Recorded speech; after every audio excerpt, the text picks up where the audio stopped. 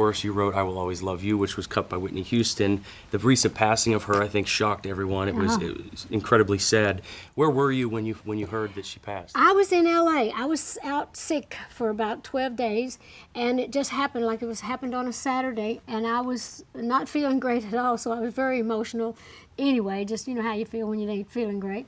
And so it just overwhelmed me, just a fellow musician in general, or a fellow singer, but the fact that it was Whitney, because I always say on my show, I'll always love Whitney Houston, because she just took my song that I wrote about the Porter Wagoner days and had a couple of hits on it myself, but then she took it all over the world, and just hearing that song played that week that I was there, and they were playing it all the time behind everything, and it was just overwhelming to me. And then when they buried her and they lifted that coffin up and that song went into that, man, my heart just exploded, and I just started to cry like you wouldn't believe. It just hit me that just how connected we would always be, and how that song had meant so much to both of us for different reasons, and what it meant to the world. And I have not performed that song since she passed away, and I'm sure that it's going to have a whole different emotional feeling for me when I sing it for the first time. About this CD DVD, An Evening with Dolly. How did this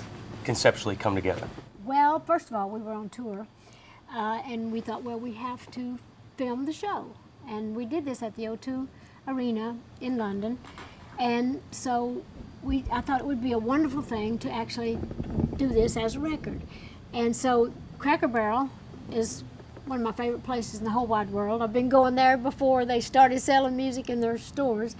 And I had worked with them when we did Backwoods Barbie, and we had a wonderful relationship. So we thought this would be great to have something special. So we decided to do something they've never done before, to have a DVD and CD, 2-set record there, and with a couple of bonus tracks for them. Country Girl, Country Store seemed to be like a perfect match for us. And so that's what we did. We thought it would be a wonderful thing for the fans that of mine to have, but the same people that eat at the Cracker Barrel basically are the same fans that come to my show. So they can have a CD to listen to in the car. Then when they get home, they can watch a DVD. And so, it worked out perfect. I have to ask this. Do you have any guilty pleasures at home? Like, do you watch The Jersey Shore, or do you watch Real Housewives of Beverly Hills, or anything like that? What do you do when you're not Dolly and you're just hanging at the house? Well, I don't watch a whole lot of television.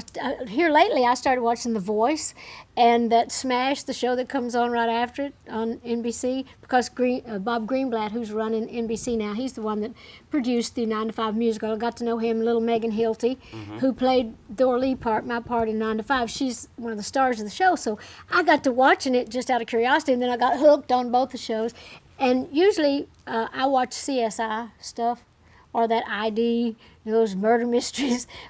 Usually when I go to bed at night, I just turn the TV on to kind of go to sleep. But that's the kind of stuff I like, Cold Case, all that kind of stuff.